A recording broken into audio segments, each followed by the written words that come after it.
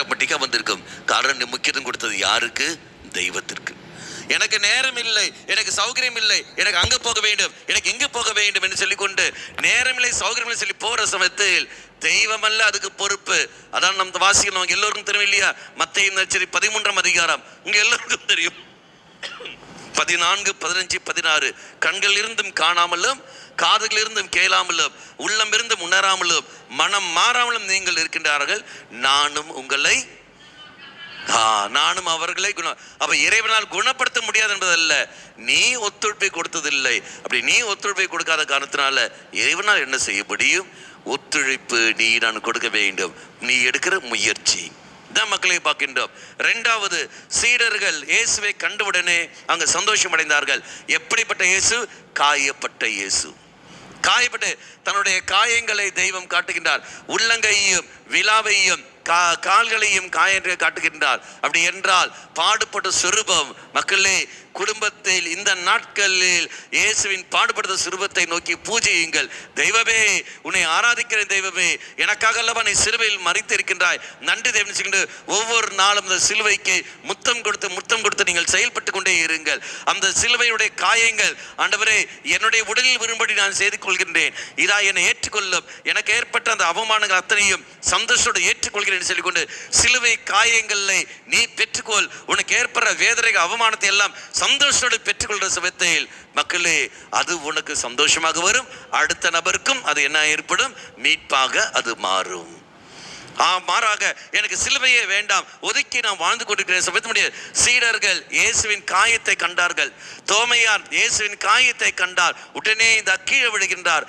காயங்கள் எனக்கு மருந்தாக மாறும். காயங்கள், இயேசுவின் காயங்கள் எனக்கு மருந்தாக மாறும். இயேசுவின் காயங்கள் எனக்கு மீட்பாக மாறும். இயேசுவின் காயங்கள் எனக்கு அனுபவமாக மாறும். அப்படி மாறுற சமயத்தில் இதா தெய்வத்தோடு நானும் ஐக்கியப்பட்டு கொண்டிருப்பேன். அதான் வார்த்தை, என்னோடு இணைந்திருங்கள், இயேசுவோடு இணைந்திருங்கள். மூன்றாவது நாம் பார்க்கின்றோம், எப்பேற்பட்ட இயேசு கண்டு மகிழ்ச்சியடைந்தார்கள்? உயிர் தாண்டவர். சீடர்கள் பார்த்தார்கள், உயிர்த்த ஆண்டவரை கண்டவுடனே அவர்கள் மகிழ்ச்சி கொண்டார்கள். மக்களே, நம்முடைய வாழ்க்கையிலும் உயிர் தாண்டவர் தான் நீ நாம் ஆராதிக்கின்றோம். மரித்த ஆத்மாக்கள் அல்ல, உயிர் தாண்டவர். நம் ஆண்டவர் வாழ்கின்ற கடவுள், இன்றும் வாழ்ந்து கொண்டிருக்கின்ற கடவுள். அப்படி என்றால் அந்த உயிர் தாண்டவரை நீ நான் ஆராதித்துக் கொண்டிருக்கிறோம் என்றால், இயேசு மரித்தார் என்றால், இயேசு உயிர்த்தார் என்றால் நானும் உயிர்ப்பேன். அதான் நமக்கு எல்லோருக்கும் தெரியும் இல்லையா? ரோமியருக்கு திருமுகம் 6ஆம் அதிகாரம், அதான் பேப்டிசத்துடைய அர்த்தம். படிங்கள், ரோமியர் திருமுகம் 6ஆம் அதிகாரம், ஒக்கடா முதல் வாக்கியங்கள்.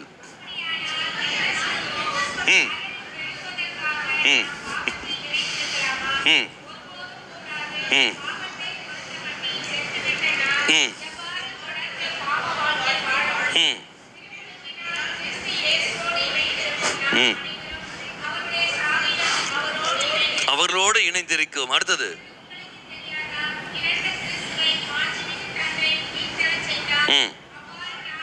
நாமும் புதுப்பிற பெற்றவர்களாக நாம் உயிர் தெழுவோம். அதான் நீங்கள் பாருங்கள், திருமுழுக்கு சமயத்தில் இயேசுவோடு மரிக்கின்றோம், அதான் முழுக்கு. அதுக்கு பிறகு இயேசு தங்கிலிருந்து வருகின்றார் தான் இயேசுவோடு உயிர்க்கின்றோம். நம்ம இயேசுவோடு மரிக்கின்றோம், இயேசுவோடு உயிர்க்கின்றோம்.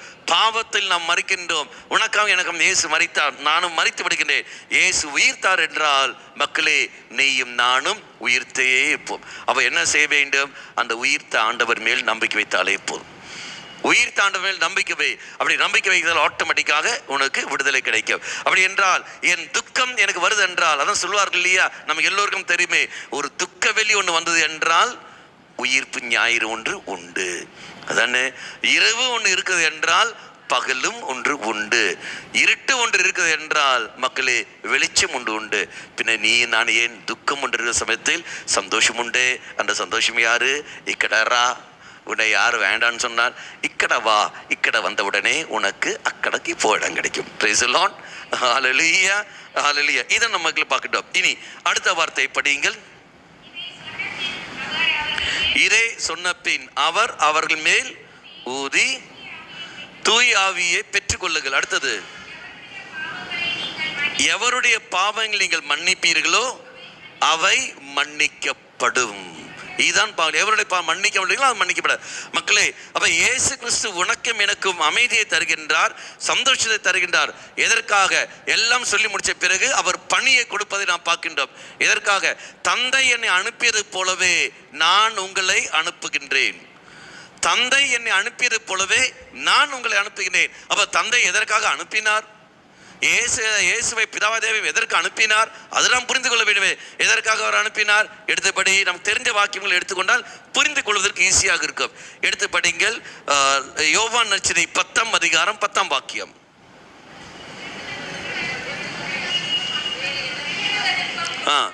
அழிப்பதற்கு மன்றி வருவதில்லை, மாறாக ஆடுகள் வாழ் பெறும் பொருட்டு அது நிறைவாக பெரும் பொருட்டே வந்திருக்கிறேன். அப்ப இயேசு கிறிஸ்து எதற்காக இந்த உலகத்தில் கடந்து வந்தார்?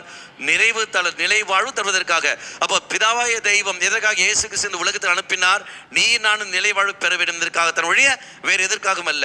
அப்படி என்றால் இங்கு இயேசு உன்னை அனுப்புகிறார் என்றால் உன்னை நடுவில் நிறுத்தி கொண்டு அந்த பயந்த சூழல் மத்தியிலும் அந்த குழப்பமான சூழல் மத்தியிலும் அஞ்சாதே, நான் உன்னோடு இருக்கிறேன் என்று சொல்லிக்கொண்டு தந்தையை அனுப்பியது போல அன்பு மகனே, அன்பு மகளே, நான் உன்னை அனுப்புகிறேன் என்றால் எதற்கு தெய்வம் அங்கு அனுப்புகின்றார்?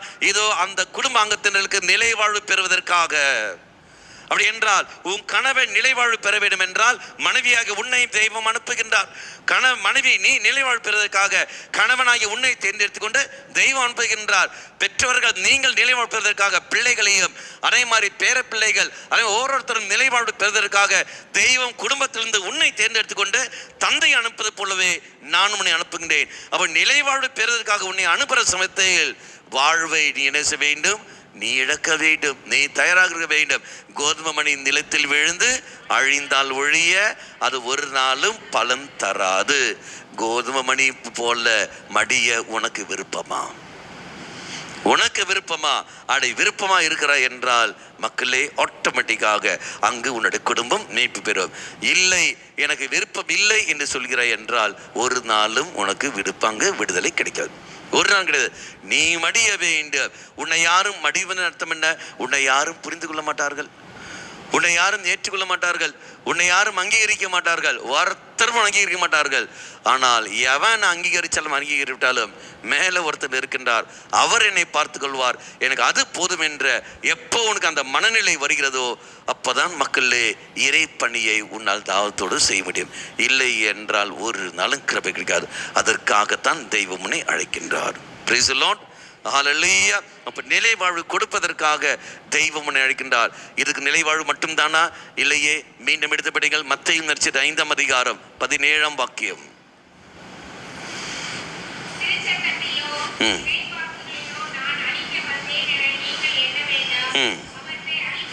அவற்றை அழிப்பதற்காக அல்ல, நிறைவேற்றுவதற்காகவே நான் வந்திருக்கின்றேன்.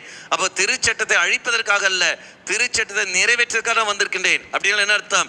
குடும்ப அங்கத்தினர்கள் இதோ திருச்சபைக்கு எதிராக போவார்கள், திருச்சட்டத்துக்கு எதிராக போவார்கள், ஆலயத்துக்கு எதிராக செயல்படுவார்கள், அருத்தந்தை அருக்கண்ணைக்கு எதிராக போவார்கள், இதோ விசுவாச வாழ்க்கை எதிராக போவார்கள், அருட்சாதன வாழ்க்கைக்கு எதிராக போகிற சமயத்தில் அன்பு மகனே மகளே, தெய்வம் உன்னை தேர்ந்தெடுத்து கொண்டு நீ போகாத, குடும்பமே எதிர்த்தாலும் குடும்பமே எப்படி வந்தாலும் மகனே மகளே நீ போகாதே, அந்த திருச்சட்டத்தை நிறைவேற்ற உன்னை நான் தேர்ந்தெடுத்திருக்கின்றேன்.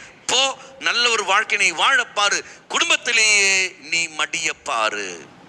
மூணாம் மனுஷன் சாட்சியாக தேவையில்லை, குடும்பத்திலேயே நீ இருந்தாலே போதும். உன் குடும்பத்திலேயே நீ ரத்த சாட்சியாக மாறப்பாரு.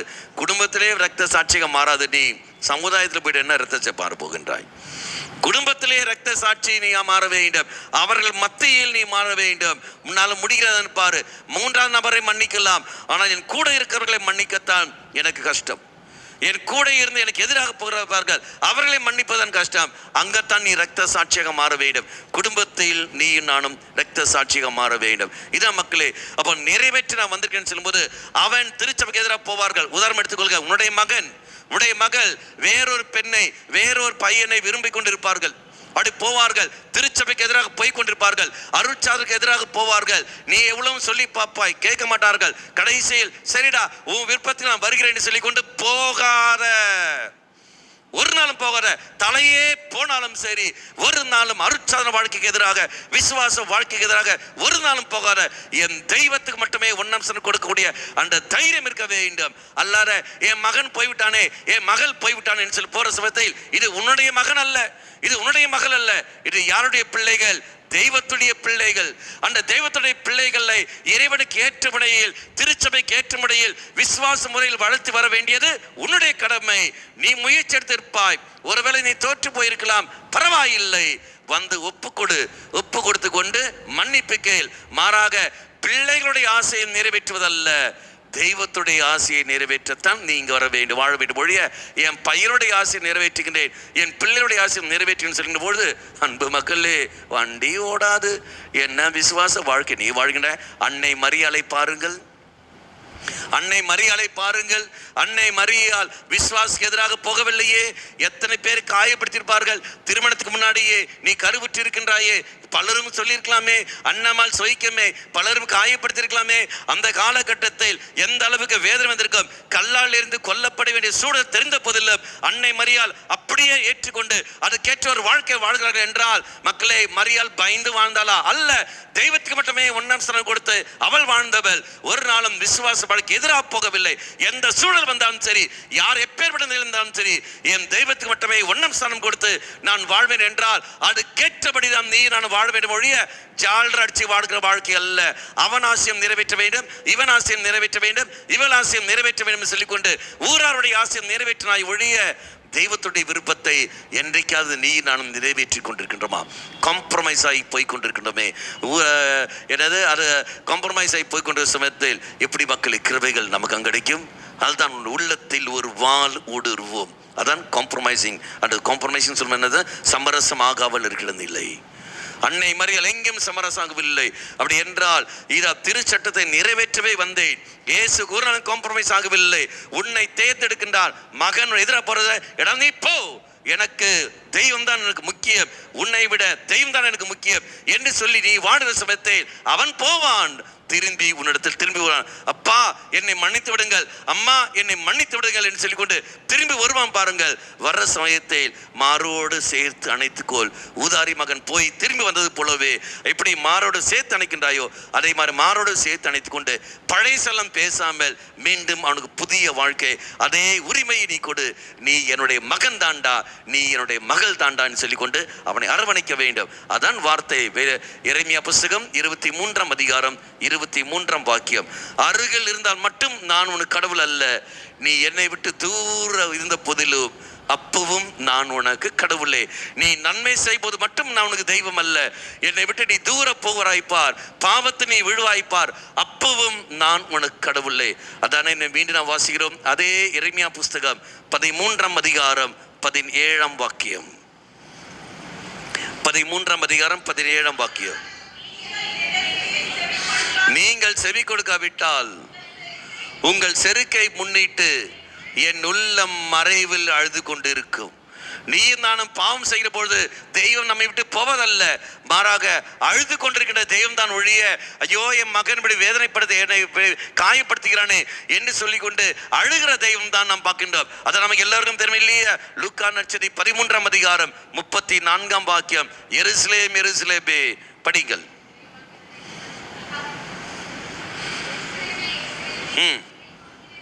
இறைவாக்கினரை கொல்லும் நகரமே,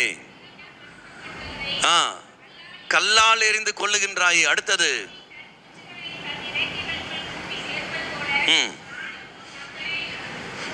மக்களை எத்தனையோ முறை ஆசைப்பட்டனே, உனக்கு தான் விருப்பம்.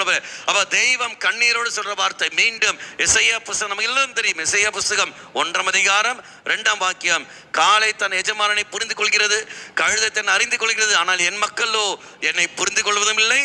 என்னை எந்த அளவுக்கு வேதனையோடு தெய்வம் சொல்றார் என்று பாருங்கள். வேதனையோடு. அப்படி என்றால் நான் பாவம் செய்கிற பொழுது தெய்வம் அங்க வேதனைப்படுகிறார். என் பாவத்துக்கு ஏற்றபடி சரிடா, பரவாயில்லடா, உன் ஆசையம் நிறைவேற்றேன்னு சொல்லிக்கொண்டு தெய்வம் வருவதில்லை. ஒரு நாள் செய்வதில்லை. நான் பாவம் செய்வதையும் அனுமதிப்பதில்லை.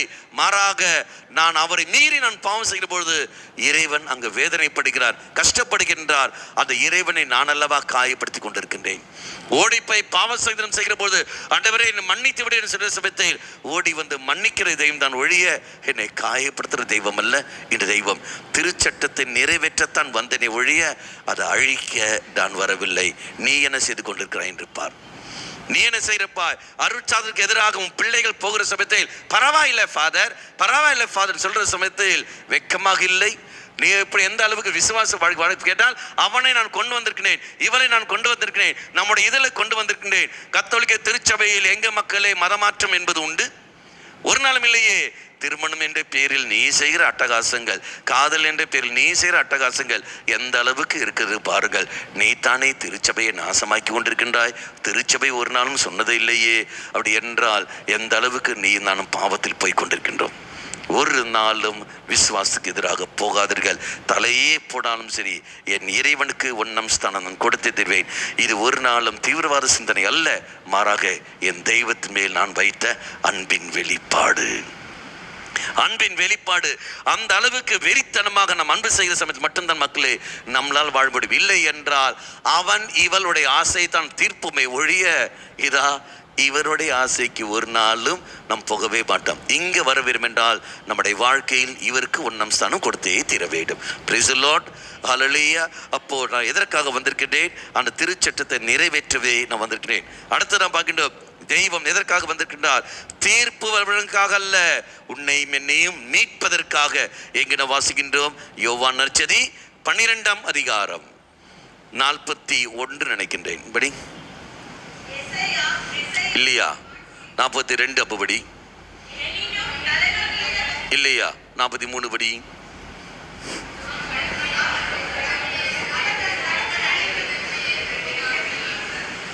ஏ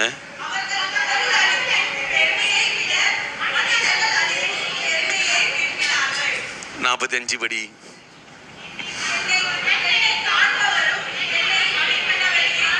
44 படி. 47 படி.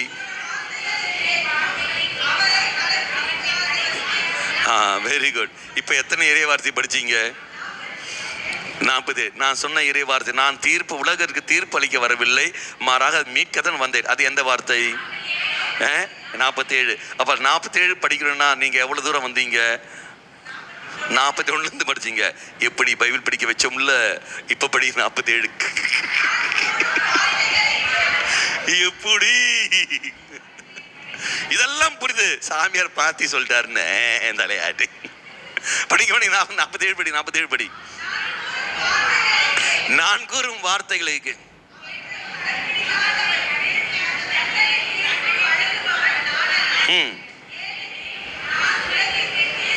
நான் உலகிற்கு தீர்ப்பளிக்க வரவில்லை,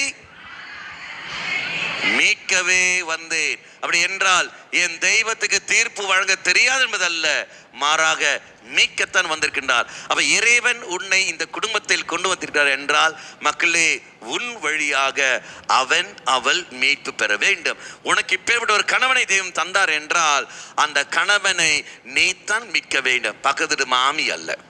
அதே மாதிரி மனைவியை உனக்கு தந்திருக்கிற என்றால் அந்த மனைவியை நீத்தான் மீட்க வேண்டும். மீட்பு உன்னுடைய பணி உண்டு. நீ அதை செய்யவில்லை என்றால் வேறொருத்தன் செய்வார்கள், உனக்கு அடி கிடைக்கும். கேட்டார் இல்லையா ஒரு கேள்வி அங்க காயினை பார்த்து, எங்கே உன் சகோதரன் ஆபேல்? அப்ப அவன் சொன்ன வார்த்தை, நான் காவலாளியான்னு. அப்போ தெய்வம் சொன்ன, நீ காவலாளித்தான், நீ என்ன செய்தாய் என்று. நீ தான் பொறுப்பாளி. அன்பு மக்களே, குடும்பத்து அங்கத்தினர்கள் நீ தான் போற. உன்னுடைய மகன் விசுவாசத்துக்கு வாழ்க்கை எதிராக போகிறான் என்றால், அவன் எதிராக போகிறான் என்றால் நீ தான் அது காரணக்காரன். முதல் காரணம் பெற்றோர்கள். இரண்டாவது காரணம் யார் வருவார்கள்? ஞான பெற்றோர்கள். முதல் காரணம் ஞான பெற்றோர்கள். இரண்டாவது காரணம் யார் வருவார்கள்? பெற்றோர்கள். என்ன காரணம்? ஞான பெற்றோர்கள். அதே ஞான பெற்றோர்கள். பின்ன எதுக்கு போய் ஞான பெற்றோர் போய் உட்காந்த சொச்சி பச்சி சாப்பிட்றதுக்கா? இங்க எத்தனை பேர் ஞான பெற்றோர்கள் கை தூக்கும் பார்ப்போம். ஐயோ, இத்தனை பேருமா? மகளே, உன் பிள்ளைகள் நீ யாருக்கெல்லாம் உன் பிள்ளைகள் எப்படி இருக்கான்னு பாரு. தாறுமாற வாழ்ந்தாங்கன்னா, விசுவாச வாழ்க்கை எதிராக போறாங்க என்றால் அடி உனக்கு தான் கிடைக்கும். ஃபர்ஸ்ட் அடி உனக்கு தான் கிடைக்கும். ஃபர்ஸ்ட் அடி. பின்னதுக்கு ஞான பெற்றோர்கள் என்று இருக்கிறாய். அது ஒரு சில பேர் ஞான பெற்றோர் எவனே மாத்தம் போடு, எத்தனைப்பா ஞான பெற்றா இரு, நீ ஞான பெற்ற எடு, சும்மா வந்து அவங்க பைசா கொடுப்போம் வாங்கிக்கொண்டு, அடி உனக்கு தான் கிடைக்கும். மக்களே, போய் இப்போ மாற்ற முடியுமா? பெற்றோரை மாற்ற முடியாத. போய் அந்த பெற்றோரை ஞாபகம் என்ன செய், ஒப்பு கொடுத்து மன்னிப்பு கேள். அதன் பிறகு 2வது காரியம் தான் பெற்றோர்கள். அவன் ஞான பெற்றோர்கள் நீ உரிமை எடுக்க வேண்டும். இப்போ உதாரணம், இவர்கள் தான் என்னுடைய பெற்றோர்கள் வைத்துக் கொள்ளுங்கள். ஞான பெற்றோர் இருக்கிற வைத்துக் கொள்ளுங்கள். நான் சொல்லுவேன், ஏன் பையனை கோயிலுக்கு அனுப்ப இருக்கிறீங்க? பையனுக்கு டியூஷன் தான் மண்ணம் கிடையாது, போடா கோயிலுக்கு. உனக்கு உரிமை உண்டு. ஞான காரியங்கள் வேற எங்கேயும் உரிமை கிடையாது. ஞானக்காரங்கள் உனக்கு உரிமை உண்டு. ஞானக்கார பையனை பிள்ளை விசுவாச கொண்டு போங்கள், கேட்டிசத்துக்கு அனுப்புங்கள், உனக்கு உரிமை உண்டு. நீ பெற்றோர்களை அதட்டலாம், ஆனால் நீ அந்த பணியை செய்யாமல் பரவாயில்லக்கா அனுப்பி விடுங்கக்கா சொல்லுகின்ற அடி உனக்கு தான் கிடைக்கும். மக்களே, விளையாட்டுத்தனம் அல்ல விசுவாச வாழ்க்கை. என்று எப்படி இருக்கிறது பார். நான் வந்திருப்பது தீர்ப்பு வழங்க அல்ல, மாறாக அதை மீட்க வந்திருக்கின்றேன். அதனால் தான் ஏற்ற துணை தெய்வம் கொடுக்கின்றார். இன்னொரு நபருக்கு இன்னொரு நபர், ஒரு ஆணை தெய்வம் ஒரு பெண்ணையும் ஆணையும் ஒரு இருவராக தெய்வம் கொடுக்க காரணங்கள். அப்படி என்றால் இங்க இருக்கிற ஒரு மகனும் மகளும் நீங்கள் பெற்றோராக இருக்கிறீர்கள், ஞான பெற்றோராக இருக்கிறீர்கள். உங்கள் பொறுப்பை உணர்ந்து கொண்டு செய்யுங்கள். உங்களை கொண்டு தான் அந்த மகன் அந்த மகள் மீட்பு பெற வேண்டும். ஆனால் இன்று உங்களை கொண்டு மீட்புக்கு எதிராக போகிறார்கள் என்றால் எந்த அளவுக்கு நீ இருக்கிறாய் என்று பார். 4 பேருக்கு நல்ல பேர் கிடைக்க வேண்டும், அவங்க கிட்ட நல்ல பேர் கிடைக்க வேண்டும். மறித்த பிறகு நல்ல பேர் கிடைச்சி நீ என்ன பண்ண போகின்றாய்? சர்டிபிகேட் வாங்கி கொடுப்பாங்க, வாங்கி ஒட்டி வை. இப்படி மேலெல்லாம் அடிச்சாச்சு பார்த்தியா, மேலே சர்டிபிகேட் வாங்கி வை, ஒட்டி வை. உனக்கு ஏதாவது பிரயோஜனம் இருக்கா? நான் பெண் உரிமை வாங்கி ஃப்ரேம் போட்டு வை. குடும்பம் ஓடுமா? விடுமா? நான் என் மனைவியை புரிந்து கொண்டு வார்த்தை மட்டும் இல்லை, செயல்பாட்டில் நீ காட்டு. செயல்பாடுகள் என்ன செய்தாலும் சரி. மக்களே, தெய்வம் உன்னை மீட்புக்காகத்தான் உன்னை கொண்டு வருகின்றார். ஆனால் மீட்பின் இல்லை என்றால் போய்விட்டதா? நல்ல ஒரு உதாரணம் பைபிள் உண்டு, பெஸ்ட் உதாரணம். இதுவரை என்னது மீட்கவே வந்திருக்கிறேன் என்றால் உங்களுக்கு ஈஸியாக புரிந்து கொள்வதற்கான ஒரு உதாரணம் இயேசுவே. 1 பேதுரு 2ஆம் அதிகாரம். யாராவது ஒருத்தர் இப்போ சண்டை போட்டு எல்லாம் படிப்பாங்க, நானே படிக்கிறேன்.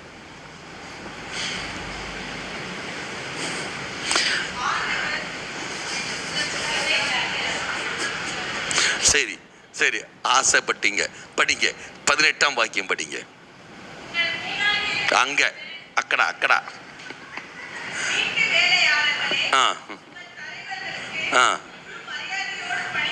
வீட்டு வேலையாட்களே, உங்கள் தலைவர்களுக்கு முழு மரியாதையுடன் பணிந்து நடங்கள். அது என்ன முழு மரியாதை? பணிந்து நடன அர்த்தம் கீழ்படிதா. மேலேருந்து கீழே குதிப்பேன்னு சொல்ல போய் குதிப்பீங்களா? அவனையும் தள்ளிவிட்டு ஜே ஹோடு போவீர்கள். பணிந்து போன்றன்னு அர்த்தம். புரிந்து கொண்டு அனுசரித்து போறது, இதுதான் பணிந்து போவது. அடுத்தது, நல்லவர்களுக்கும் கனிந்த உள்ளவர்களுக்கு மட்டுமன்று, மாறாக முரட்டு குணம் உள்ளவர்களுக்கும். பாத்தீங்களா? முரட்டு குணம் உள்ளவர்களுக்கும் நீங்கள் பணிந்து போங்கள். அப்படி என்றால் முரட்டு குணம் உள்ள உங்க கணவன், முரட்டு குணம் உள்ள உன்னுடைய மனைவி, முரட்டு குணம் உள்ள உன்னுடைய பிள்ளைகள், அவர்களுக்கும் நீங்கள் என்ன செய்ய வேண்டும்? பணிந்து போ. அப்படின்னு என்ன அர்த்தம்? அவனை கீழ்ப்பணிந்து போறன்னு அர்த்தமா? அல்ல, கீழ்ப்பணிந்து போறதல்ல. அப்ப அந்த இடத்துல புத்தியை பயன்படுத்தி என்ன செய்ய வேண்டும், எப்படி போக வேண்டும் என்பது தூய ஆவியார் உனக்கு வெல்பார். நீ பாட்டு சண்டை போடுறதல்ல, புரிந்து கொண்டு அனுசரித்து போறத்தின் தன்மை தானே பார்க்கணும். அப்ப புரிந்து கொண்டு வாழ்கிற வாழ்க்கை. அடுத்த வாழ்க்கை,